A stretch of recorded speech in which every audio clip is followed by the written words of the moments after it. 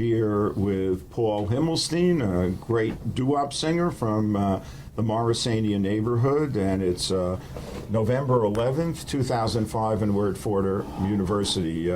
Paul, tell us a little bit about, your family and how, were you born in the Bronx? Yeah, I was born at Prospect and Jennings Street. I'm one of 14 children. I'm number 11, right, as I previously said.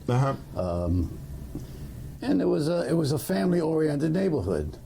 I mean, there were a few big families, and we were one of them. Like I said, we were 14, but the Chandlers, there was a family called the Chandlers, they had 17. And the Browns had 10. The Elis, they had 9, and so on. I'm just giving names off the top of my head, which, of course, Eli, one of them was sang with me the bass. Right. He was the bass. Now, what got you into singing? How did this start for you? Well, back then they used to have, besides the rag man, this is the day that the rag man used to come around and collect, rags and. What was it? Any old clothes? Is that sort of? Yeah, there used to be. They used to have people singing in the backyards, and you'd throw money down to them. Really? Yes. This goes before my time, but into my time as a child. They were singing for money. For money, yeah. There were people that would come in the backyard. You'd hear a voice singing, and people would open their windows, and it must have been common to them, as opposed to me knowing what was going on. And I remember looking at it. I'd see a man singing, and. People would throw money down there to him, the change and stuff. Right. That was one thing. And then, I don't even remember how I got discovered that I could sing. My brother Larry, who was a year older than me, he was known as the singer in the family. I remember times people were knocking on our door, call your brother out here, I want to, let him sing, we want to hear him sing. What happened was, like, my mother sang around the house while she was doing things, And you just came and went. I didn't sit down and listen to her sing like it was a show. It was taken for granted. She's singing.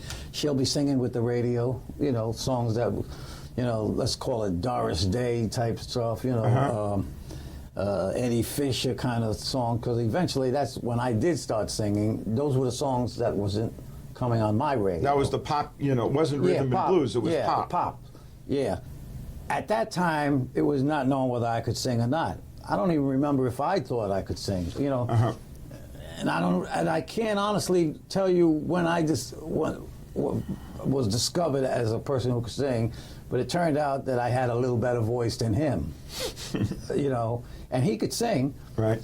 But obviously, I was the one in the family who was a little more blessed in that way, and no one knew it. I sang in school a couple of times, in elementary school. In front of, I used to get embarrassed too. They knew I could sing. If I was shy, like the shy kid, I don't want to do that. No. But then I did it, and so you get known in the school as the kid that can sing. And in some ways, it makes you popular. When did you start developing a street personality that became your kind of, how old were you when you started, with the joking and the verbal stuff and, becoming funny? Okay. I had to be about maybe 11, 12, something like that, I would guess. By this time, maybe even a little earlier. I'll say roughly maybe from 8 years old, because by that time, I really didn't see no white people anywhere. It was all black, and some were Spanish with dark skin, so I didn't know whether they were Spanish or African, Right. Unless I caught them off guard speaking Spanish to someone, Other than that, because there was no accent, Now, but these were just my friends. These were neighborhood people, We were all, everybody spoke English. Nobody really spoke with any accents, except Southern, a little bit, And then these are the people I was around every day, coming up with, and. You never know. I never thought of it, or even tried to emulate. But when you're growing up in an area, any area, and I can speak as a more mature person now, it's a natural thing that you're going to sound like your surroundings. Okay? I knew of a white family years later, like in recent years, that spoke fluent Spanish. They were Italian. Okay, they lived near Fordham Road. Right. And by coincidence, their last name was Chico. Believe it or not, but they weren't Spanish. Right. Every one of them spoke fluent Spanish. Okay. I used them as an example. By the time I was at a young age, you know, like I said, 7, 8 years old, or something like that, 6, all I saw was black people, you know. And like I said, even before then, even earlier, I mostly saw black people, okay? Some of them might have been Spanish, you know, but that's what I saw. I didn't see no white people. Right. Okay? And as time got on, and I could kind of let us move from the stoop, let's just say, on my own, you know, I was a little older, because I remember my mother opening the windows just like they show in them old-fashioned movies. And my friends used to tease us too. Paul, Larry, yelling out the window, get upstairs. It's, you know, like 7 o'clock, get upstairs before I break your legs, you know, like that. Oh, Ma, you know, you're involved. She doesn't know that you're involved in a street game right now, you know. I say, get upstairs now before I break your legs. And that was like, so my friends used to hear that, and they used to tease us, you know. Paul, you better get upstairs or your mother's going to break your legs, you know. But she wasn't that type of person. That's the way she spoke, you know. I didn't notice or ever think about, where's the white people? I didn't think like that. And neither did my friends who were growing up with me. They didn't address us as, well, you're white, you know, or anything like that. It was we were just taking each other for granted. This is our block, our neighborhood. I walked through other neighborhoods that I didn't live as I got older, but you could tell I'm used to the place I'm at, you know. And I walked with an attitude like, even if it ain't my block, this is my neighborhood. Like 99 was like blocks away, you know, in a different area. PS 99, it became, and this one lady from around the corner, Dot Holiday, I always mention her name, give her a little fame in the 15-minute fame. She went up one time when they knew I could sing. I had to ask, this is before rock and roll for me. I was seen on TV by the neighborhood, you know, and one of them kids shows, and that's how a lot of them found out I could sing, by seeing me on TV. And I think I had to be in the picture that I have here, maybe 8, 9 years old, and I sang "P.S. I Love You." As a matter of fact, Ed Sullivan picked me. It was a talent show, and a kid talent show on TV, and they had Ed Sullivan on the phone to pick the winner, and I had won that time. So I got a write-up in the paper in my picture, and that was the prize, you know. And so I was known that I could sing, and people didn't know that of me, you know. Even though they saw me every day in the street, they just didn't know that I could sing. Right. You know, and this Dot Holiday, she came up to my house and knocked on the door and asked my mother, could I take Paulie, little Paulie, that's what she called me, you know, I was a little kid, to the community center. We have a talent show there, you know, we want to, she said, don't worry, I'll bring him home. That should give you an idea how young I was. So I'm guessing at my age, being 8 or something like that. She said, oh, don't worry, I'll bring him home. You know, nothing will happen to him. And so my mother said, yeah. So I went down there. They wanted me to be in their show. Now this is at PS 99, yes. The Night Center. It became a production place. It was called the Cosmopolitans. This was called the Cosmopolitans, and it was a mixture of performers, but the name of the whole, like a production type of thing. I went down there and I sang on stage in the auditorium. They had a show, and like I said, it was a whole production. There was Terp dancing, you know, Congo playing guys, and, you know, there was a piano. Now, I've heard, I once heard, I'll give you an example which really made me angry, though. Like I once heard, and I'm going to mention his name because he did it to me on a public radio station. Percy Sutton was running the Apollo for a period of years, if you remember. One day I'm in my apartment, and I hear my song being played, one of the songs being played. I said, "Oh, look at this! I haven't heard that in years. Someone's playing my record." Now it was a jazz. It was a jazz station. You know, I think it was 88.3 at the time. Yeah. Yeah. So I was doing something in the house, and I had the radio on, and I hear me singing.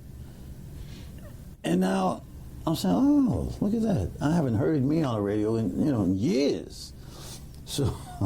So then I hear after the song is over, that was the one at the Apollo that you heard, last week's winners and blah blah blah. I hear Percy Sutton say, "Now you see that man there? He was a white man. That white boy got rich. He became a millionaire stealing from the black." I said, "What?" I was feeling good that someone was playing my record, you know, that because I didn't think nobody knew about me. He won 4 times in a row on the Wednesdays, and then you get to appear, like I said. Part of the prize then was you win $25, and that's to split. 4 guys to split. Every Wednesday you get $25, you know, if you won. Then you get to come back, and you can only go 4 times. And after your 4th win consecutively, you get to appear for a week with the big guys. Right. You know, the professionals. And that in turn makes you a professional from that point on. And that's what happened. And then I appeared, that picture you see with Dizzy Gillespie. Right. That I showed you. Yeah. So that's us at the Apollo. Right. I'm pretty sure that is. You know, and I appeared, we all appeared, you know, the group appeared at the Apollo. Now, he played the amateur, one of those amateur nights they had played, and I asked him, I called the station, because I thought it was happening at the time that I was listening. And it was they're based in Jersey, I think. Yeah, and, WGBO, yeah. Yeah. So I said, listen, I spoke to whoever was on at the time. I said, I was listening to your show just now, and I heard I heard me singing. I said, I'm that guy, Paul Himmelstien. You know, I don't like what this guy's talking. How the hell is he? You know, and I was angry a little bit because I was feeling good. They're playing my record, which I didn't. I just didn't think people knew about it. You know, because we didn't become like the Cadillacs, and Right. I stopped quick in my career, and only because of collectors. Because of people who are collectors, and that guy, Rock and Ray, I showed you this picture. Right. He brought it to my attention. Oh, no, people know you.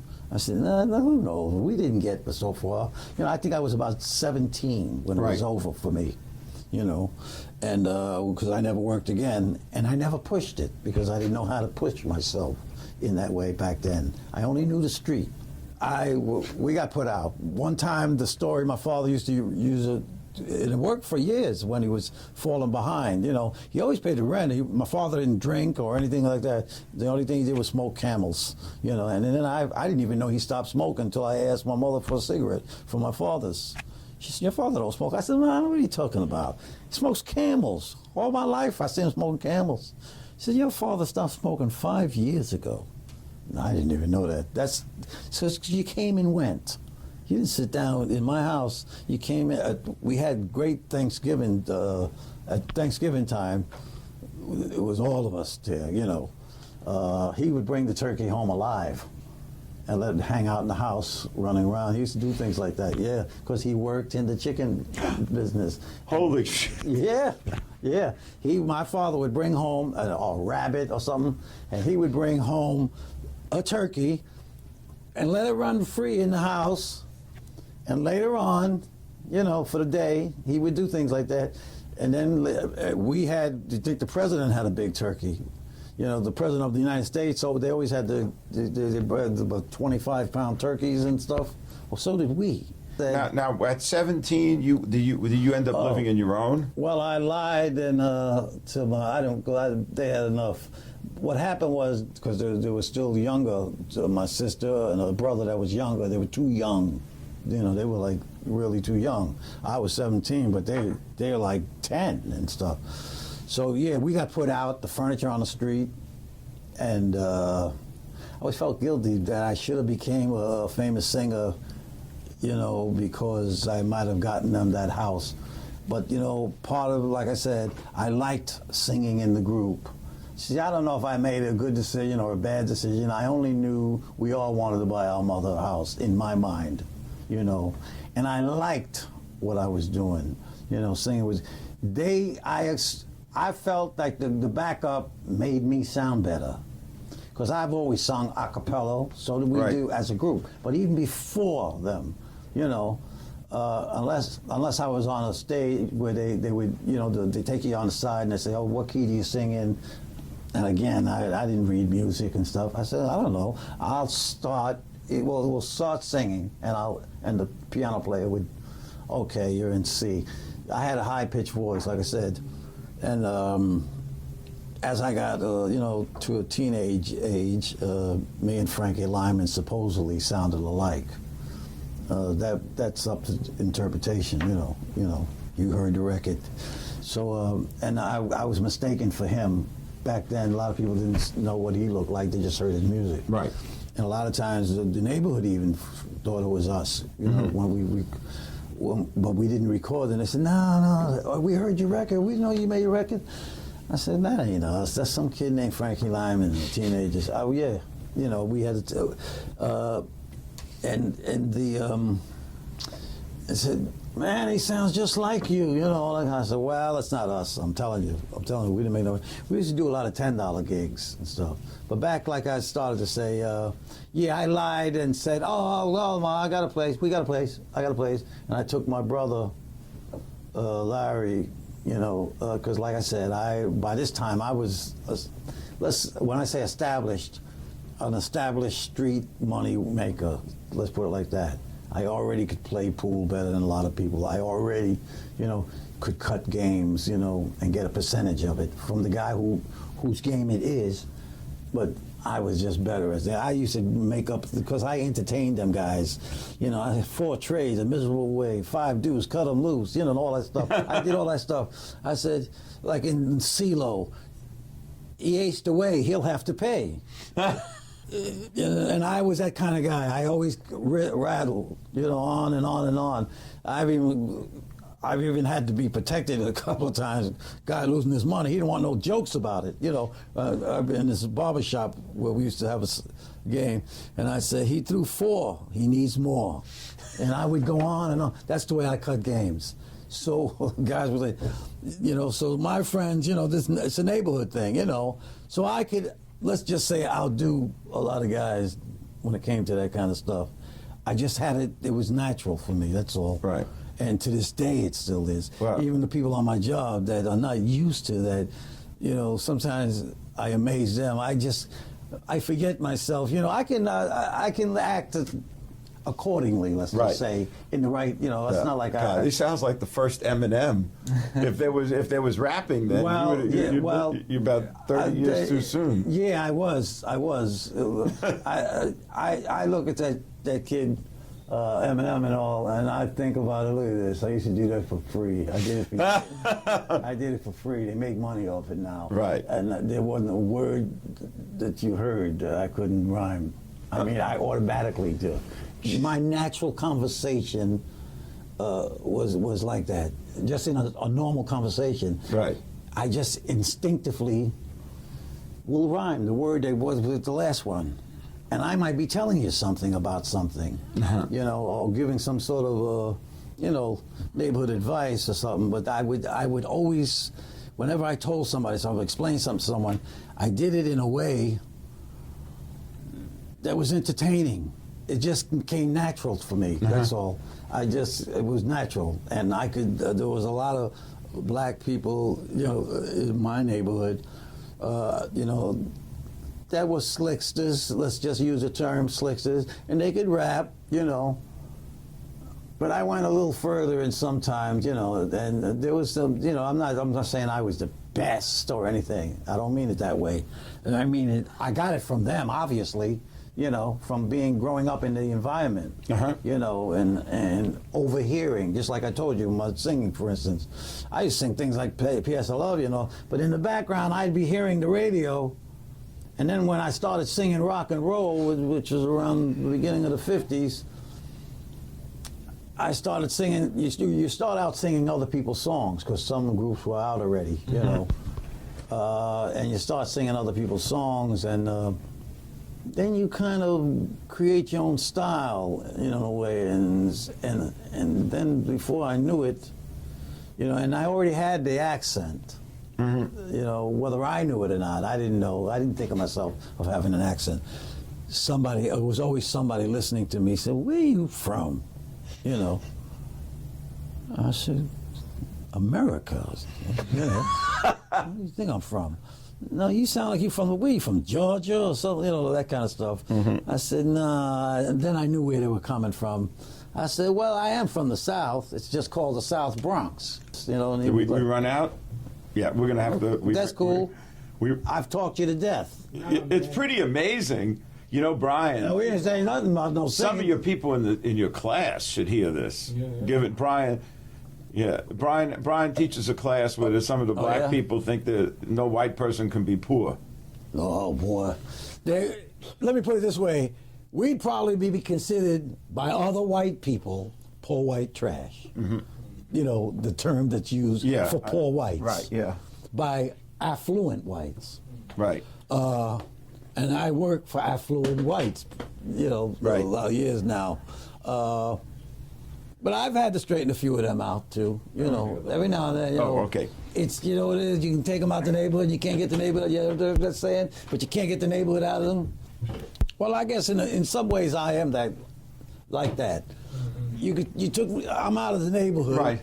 You know, as far as living there goes, I go there because my friends, they're like grandparents now and all, and we hang out, we congregate with each other. Some of them still play numbers, you know, I do too occasionally. And we stand around in summertime especially, you know, and we just rap about the old days, and sometimes we'll look at something, the young people doing something that didn't look too close. Look at that. No, we didn't do that. Look what he's doing, you know. We'll talk. But then I said, and I would bring up things like, you see, you remember when our parents used to say things like that? Look what we're saying, and we're our parents' age now. And we thought we wouldn't do things. Oh, well, I'll never talk like that, you know. But I make fun of the fact that, you know, I just laugh about life in general. Everybody thinks they know something. You know, oh, I ain't gonna be like my mother or like my father, you know. They're always saying they call this music crazy or this. That's not music, and this. That's why I keep an open mind, even for today's music, you know. Rap and stuff like that. I don't listen to it on a regular basis because sometimes I can't understand what the hell they're saying. You know, the enunciation of the words they're saying is not, either my hearing is bad, you know, possibly, and I don't hear it clearly, you know, because there's different things that happen to you. I'm finding out, of course. You know, I've never been to stage before, and I always tell people that when I make a mistake. It must be my age. What else is going to happen? You know, I tell someone younger than me, can you tell me what else is, you know? I said, I ain't never been this age before. I said, but inside of me, I think the word is chronologically, I feel like a guy not much older than you, okay? I just feel like that. I can hang out in the store, candy store still, in a sense. Though I wouldn't do it, my intelligence won't allow me. I mean, to be that person, because you do have to act your age within a reasonable. You could be a college professor. Within reason.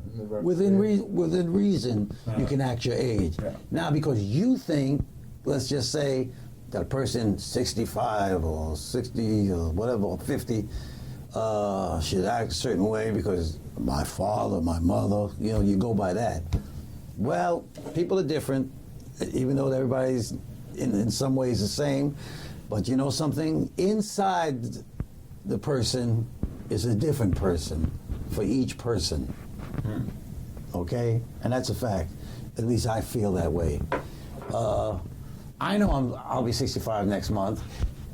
When is your But birthday? I don't feel ready to be 65 yet. When is your birthday? December 21st, 4 days before Jesus.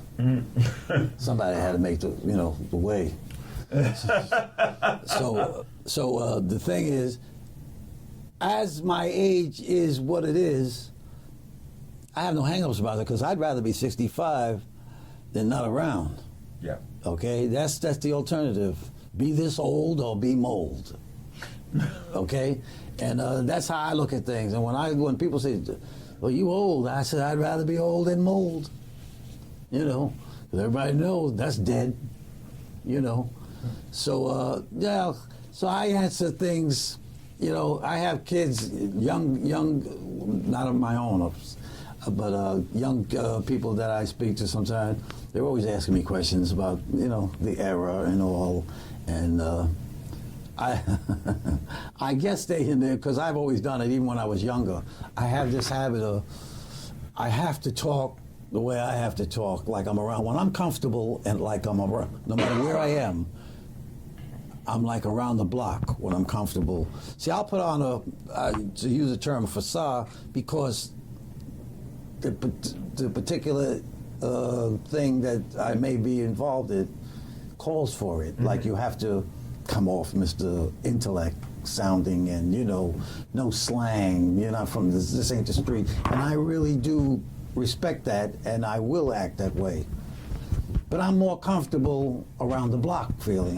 That's the term I use. Now even on my job sometimes I have to, boy, I could have swore I was talking to because I've been there so many years, so I get comfortable when I even when I get answer the intercom when one of the tenants will call. Your call, I'm Paul. What do you want? Oh, it's your dime and my time. And I do things like that. But I'll look at the apartment. See, I'm not stupid. That's what I'm saying. There's some people you can be yourself with, and they'll get a kick out of it. And it's meant to be that way when I answer like that. I'm not being disrespectful. You understand? I know who's calling me, and I know they'll get a kick out of it. Because they don't expect to hear someone saying things that I say. One tenant said, "I got a swore I was talking to a black guy." I said, "Well, in some ways you are." I said, "I know. I get too comfortable sometimes. I forget where I am. But I knew it was you, and I knew you'd understand. I let it be known where I'm from to tenants, and when I do have conversations with them, tenants that didn't grow up my way, And I let them know, and this is not a complaint, I had a lot of fun, in the street, playing street games and stuff like that. Toys, let me tell you something. My mother, I remember standing online at the precinct for checkerboard game, at Christmas time and stuff like that. I got called out of my class. Himmelstien, go down to the third floor, and see Miss So-and-so, they want to see you. And they would never say at first what for, or it might be the dean or something. And I'd have to say, well, I know I didn't do nothing wrong. And I'm thinking this while I'm going there. What the hell they want? And there was always a room, even today I'm sure they have it, in the school system, under the stairwell or something, where donations obviously came in, clothing.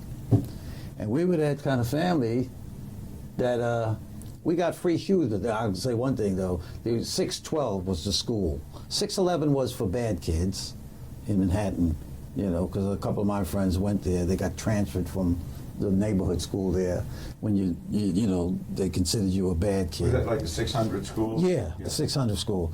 612 was a school in Manhattan that at a certain time of the year, they would notify certain family, here, take this home to your mother, like schools do, and bring back, she has to sign this. And I didn't know what it was at first, but what it turned out to be is you're going to go to 612 to such and such. That was a school, this particular school, and get free shoes.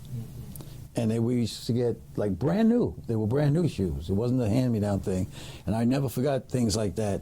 Brand new shoes, not stylish, just brand new. And then in your own school, I remember in elementary, PS 54, being called out to class at times. Himmelstien, go to the second floor and see the so-and-so teacher. They want to see you. So I would go, I might have been third grade or something like that. And they'd take me into this room, and there'd be all kind of clothing laying around, used clothes.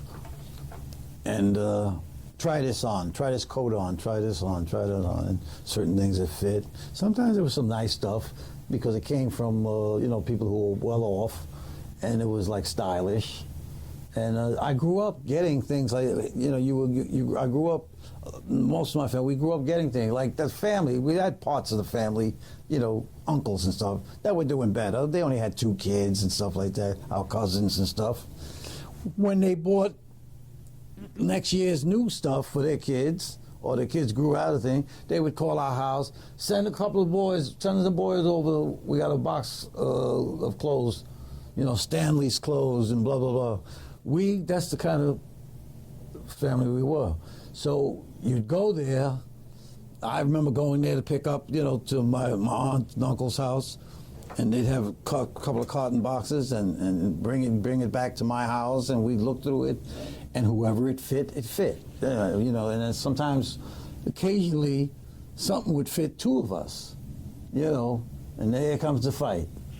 And it might be a nice jacket or something.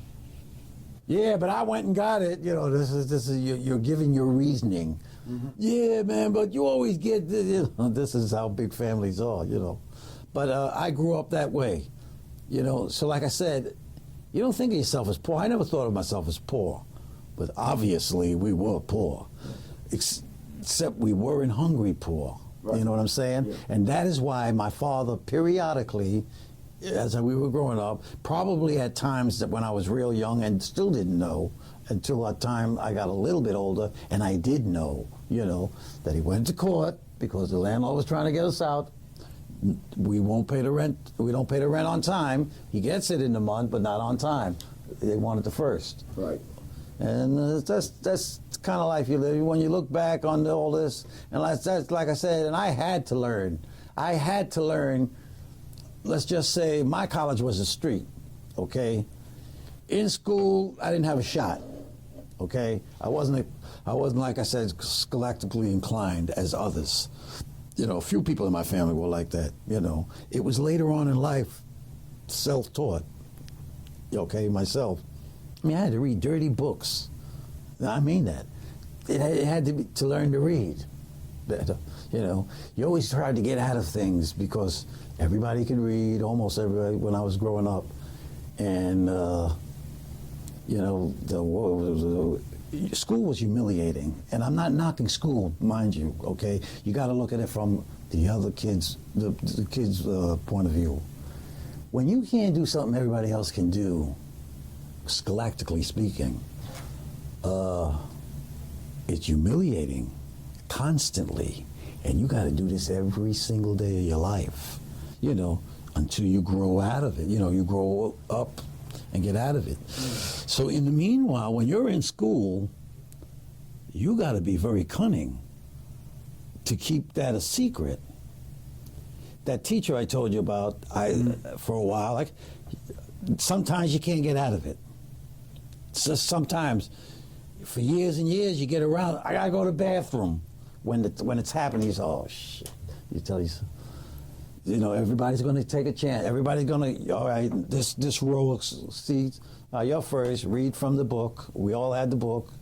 You read a paragraph and so on like that.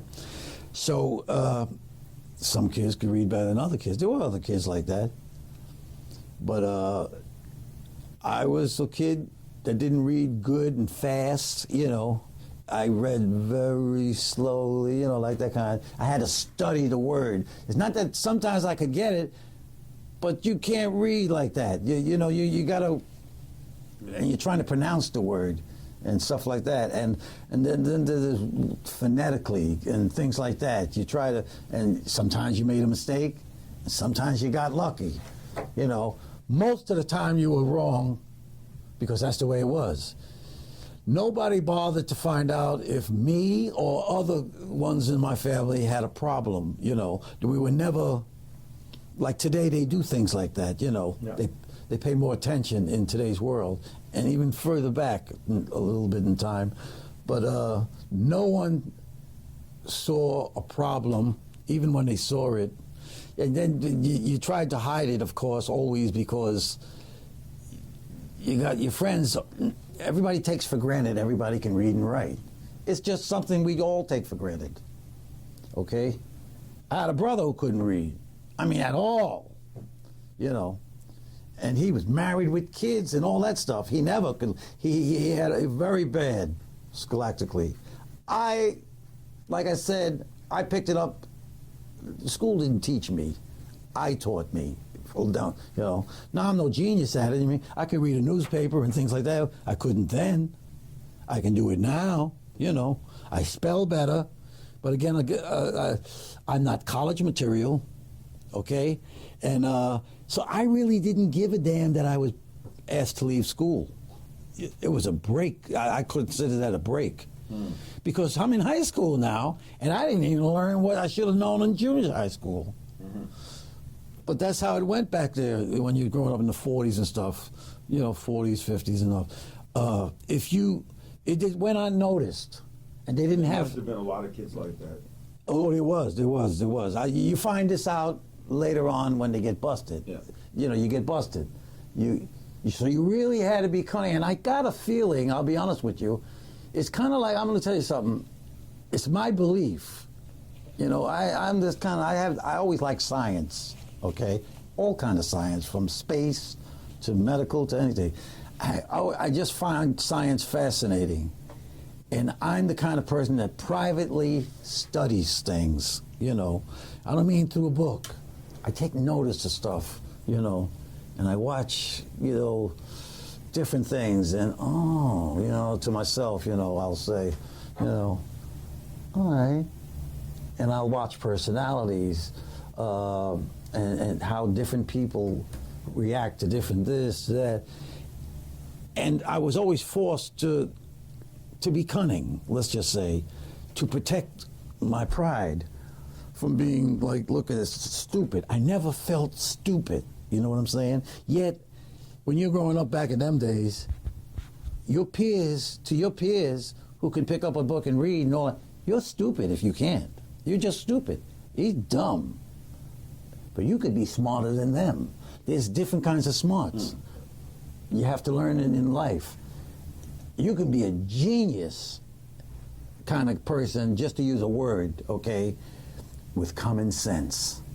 I know people that I've given common sense advice on issues or things like that, to look at something in a certain way, just by my common sense and hearing the problem or whatever.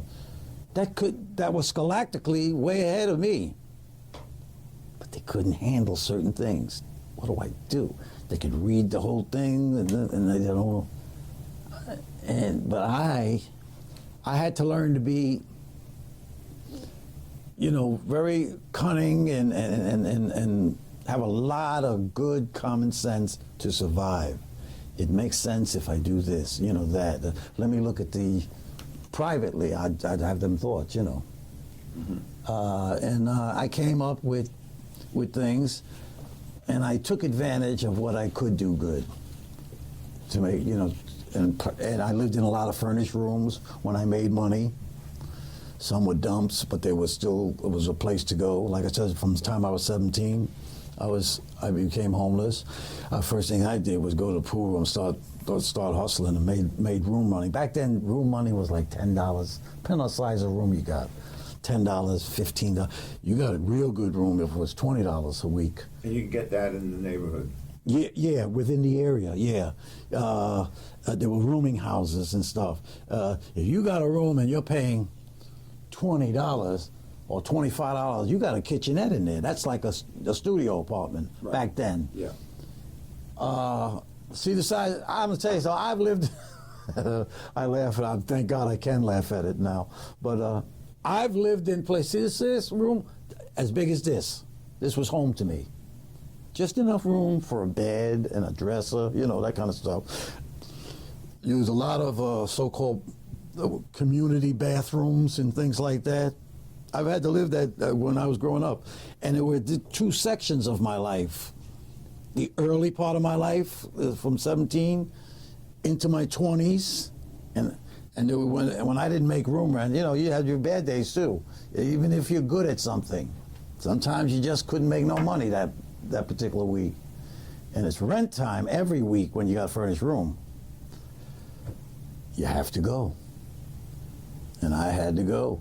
And I would take whatever little goodies I had of my stuff and put it somewhere where it could be kept at somebody's house or something, until I made some money in the streets. And until then, you slept on rooftops. I don't mean outside, because in the wintertime, I've done all that kind of stuff. When I look at the people, and I never blamed nobody, because it's nobody's fault, my life. It's the way life went. You understand? And when I hear things on the news, well, I never had this, and I never that. That ain't an excuse to stab that person because they got more than you. That ain't an excuse to rape that girl because you had a lousy life. So what? I mean, I'm not glad that you had a lousy life, but it ain't okay for you to do that. And that's it. And that's my attitude. Let me tell you something. There were guys you get to meet people in the street that are in the street too. And those some of them people would do that, knock someone in the head to get that money because they don't know what else. They're not good at playing pool. They're not good at other things. So the only thing they can do is rob somebody, if that's it, And that's what they would do to get their money, buy a $5 bag of reefer when they got it and sell joints.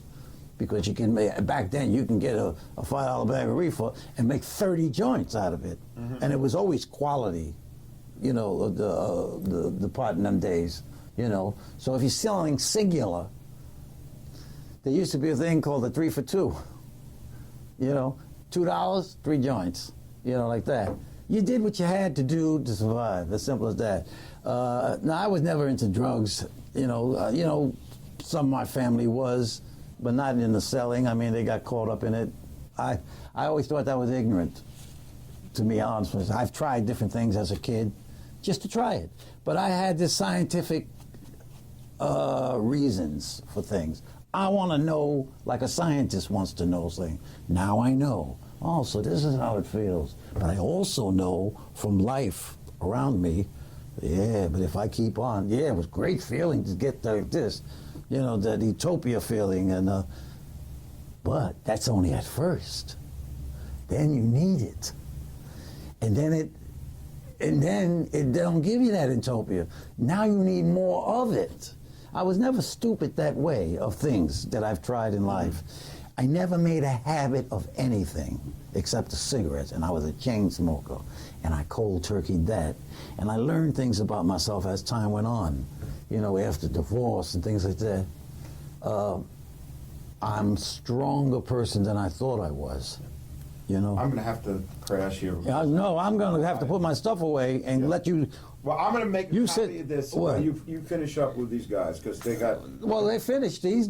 This is running or it's off? Just this. But Oh, well, anyway, that just. no, man. No, man. Some of the stuff you're saying is stuff we've needed because.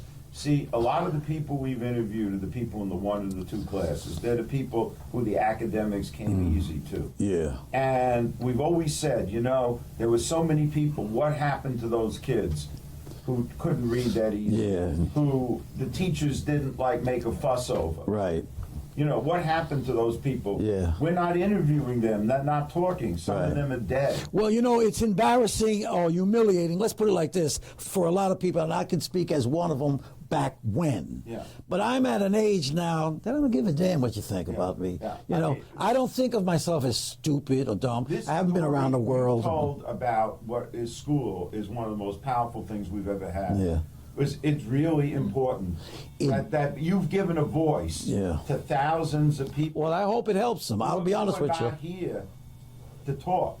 I didn't think I thought I was here to talk about rock and roll, and I don't think we hardly talked about the rock and roll period. You know, which is okay. Well, come back to talk about No, it's okay. I don't mind. I didn't really mean to get into my personal life, but you started asking me No, but questions. this is the stuff we want. We Yeah. want to bring this community to life, and with real people as Yeah. they really live. Yeah. And that's what this what's so great about this.